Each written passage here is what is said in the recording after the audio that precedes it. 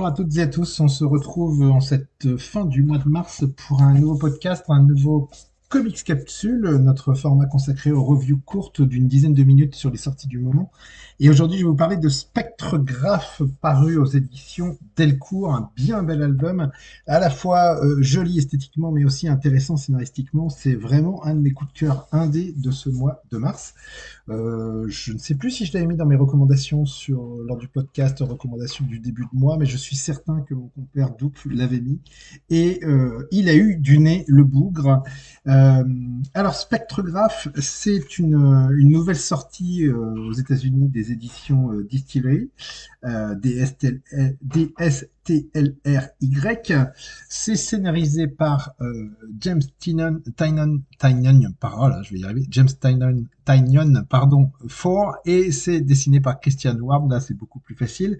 Alors, Christian Ward, vous l'avez vu dernièrement en librairie avec Batman City of Madness. Il avait déjà marqué les esprits.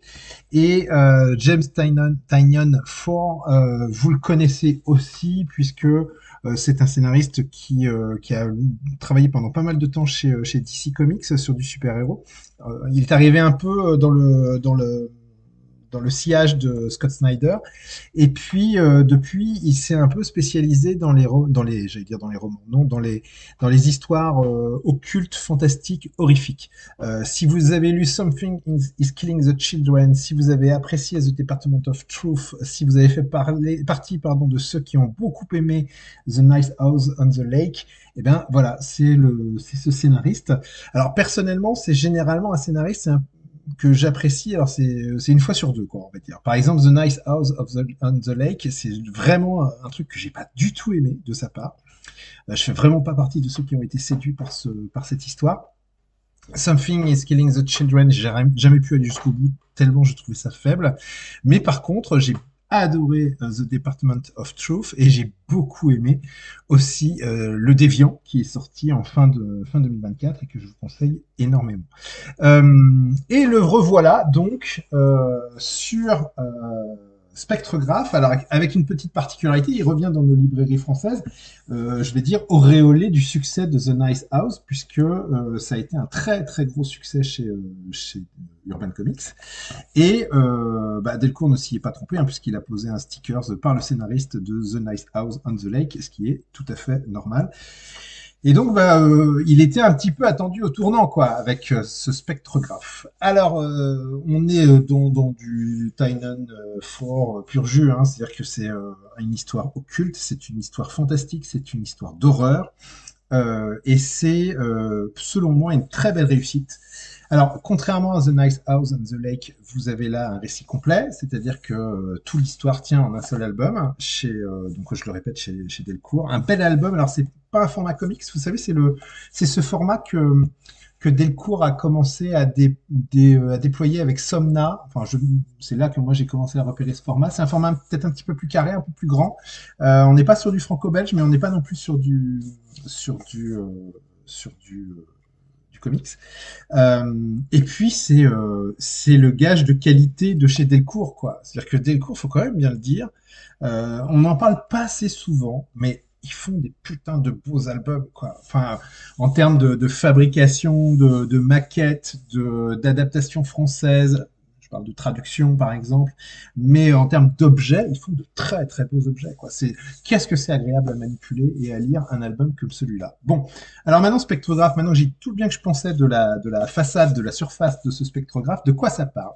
Alors, spectrographe, on suit le parcours d'une jeune femme qui s'appelle Julia Chase, qui est en fait, quelqu'un qui travaille dans l'immobilier, qui fait des visites de maisons. Et là, elle va faire une visite d'une maison, une visite qu'elle n'est pas prête d'oublier, puisqu'elle fait visiter un manoir étrange situé sur la côte, à quelques kilomètres au nord de Los Angeles. Un manoir un peu isolé et sur lequel il y a beaucoup de rumeurs qui courent puisqu'on dit que ce manoir est hanté. En effet, son propriétaire, quelqu'un qui avait gagné énormément d'argent dans l'industrie, avait une passion, un hobby, c'était le paranormal et l'occultisme. Et en fait, il tramait quelque chose d'un peu bizarre dans ce manoir et personne n'a jamais réussi à comprendre quoi exactement. Et pourtant, certains s'y sont essayés. Et donc ce manoir est en vente et Julia se présente auprès d'une jeune femme qui s'appelle Vesper, une jolie rouquine, qui représente un riche client qui voudrait acheter la maison. Et comme le dit Vesper, elle représente son client et elle veut s'assurer que la maison correspond en tout point aux attentes de son client. Ce qu'ignore Vesper, c'est que en fait Julia elle a un petit problème, c'est que elle est partie à la bourse ce matin pour rejoindre donc le manoir et elle a complètement oublié, pris dans la panique, que elle avait laissé son bébé Grégoire euh, sur sa chaise haute. Et donc, Julia, elle a qu'une seule hâte, c'est que cette visite se termine et qu'elle puisse retourner chez elle à 1 ou 2 heures de voiture, je crois, à son domicile pour récupérer son bébé en croisant les doigts pour qu'il ne se passe rien de dramatique. Voilà un petit peu donc le postulat de départ de Spectrographe. C'est une histoire, je trouve, qui est particulièrement réussie. Si vous appréciez les histoires d'horreur, si vous appréciez les histoires de fantômes, ça s'appelle pas Spectrographe pour rien. Il y a de fortes chances que ça vous plaise. Moi, ce que j'ai apprécié, je lisais ce truc-là et je trouvais ça bien, hein. Voilà, c'est le format il est idéal. C'est-à-dire qu'il fallait pas plus, il fallait pas moins, c'est nickel. Et plus je m'approchais de la fin, plus je me disais, mais j'espère qu'il va pas foirer la fin, quoi. Ça serait tellement dommage. Et selon moi, non, il ne foire pas la fin. Je ne vous en parle pas de cette fin parce que ça serait dommage de spoiler la dernière partie de l'histoire. Euh, mais l'ensemble fonctionne très très bien. En fait, pour tout vous dire, j'ai qu'une seule hâte, c'est de le relire, quoi. Tellement j'ai trouvé ça bien et voir si la mécanique de James Tynion 4 fonctionne bien à la relecture. L'autre élément sur lequel, alors si quand même quelques petits éléments, moi j'ai trouvé qu'il y avait quelques petites inspirations à droite à gauche, c'est-à-dire qu'on va puiser dans certaines références. Alors c'est peut-être moi qui délire, hein, mais j'y ai vu notamment du Hellraiser là-dedans, dans la manière de traiter les corps et dans la manière aussi où on a une espèce comme ça de bourgeoisie qui cherche à percer les secrets de la vie. Alors ça s'incarne pas dans un côté BDSM, sadomasochiste comme c'était le cas dans Hellraiser, mais je trouve qu'il y a cette espèce d'ambiance comme ça, avec cette espèce de manoir aussi qui fonctionne un peu comme un objet ou comme une mécanique. Si vous avez vu la dizaine de Hellraiser, vous comprendrez peut-être un petit peu plus quand vous aurez fini de lire ce bouquin. Oui, j'ai vu tous les Hellraiser qui sont sortis. Euh, Autre référence graphique cette fois-ci, plus, c'est sur la couverture, donc je spoil rien. Vous avez cette espèce de fantôme qui est donc un fantôme qui, donc évidemment, c'est un corps humanoïde qui ne se voit pas, qui est invisible, mais qui est recouvert de sang. Bah, ça m'a fait énormément penser au film de Paul Verhoeven, qui est, je crois, Invisible Man. Je suis pas certain que ce soit le titre, mais vous savez cette histoire d'homme qui devient invisible. Je crois que c'est avec Elizabeth Shue en casting féminin principal. Et il y a cette scène dans ce film qui est horrible, enfin que je trouve moi horrible, où elle jette en fait pour pouvoir voir le fantôme, elle jette sur lui de la peinture rouge ou du sang, je ne sais plus. Et donc ça donne graphiquement quelque chose de très réussi. Et ben je pense que Christian Ward n'a pas oublié cette scène et que il la régurgite d'une certaine manière dans cette histoire, avec cette espèce de forme, vous la verrez hein, sur la couverture régulière, avec cette espèce de forme humanoïde qui est invisible, qui est recouverte de sang. Ce que j'ai beaucoup aimé aussi dans cette histoire, c'est le duo hein, Vesper-Julia qui fonctionne bien, qui est un duo qui part sur de mauvaises bases, mais les choses vont quand même rapidement évoluer. Et puis, j'ai beaucoup aimé aussi les différents monstres, entre guillemets, les différents fantômes. Christian Ward trouve le moyen de les différencier et c'est plutôt une réussite. Christian Ward, vraiment, là, pour le coup, alors déjà, City of Madness, ça m'avait plu, ça m'avait un petit peu titillé.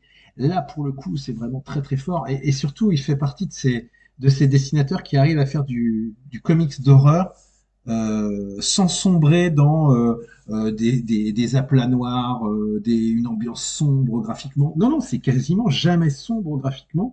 Je lisais tout à l'heure sur Internet que c'était parfois psychédélique. Alors, faut peut-être pas pousser jusque-là, mais comme dans City of Madness, on a des couleurs qui pètent, ça explose de couleurs dans l'album. Si vous le feuilletez, alors le feuilletez pas trop loin, hein, histoire de pas vous spoiler, mais si vous feuilletez ne serait-ce que les premières pages, on a des couleurs avec comment des tons acidulés. Enfin, ça marche très très bien et j'aime beaucoup son style graphique. Je trouve ça très très réussi.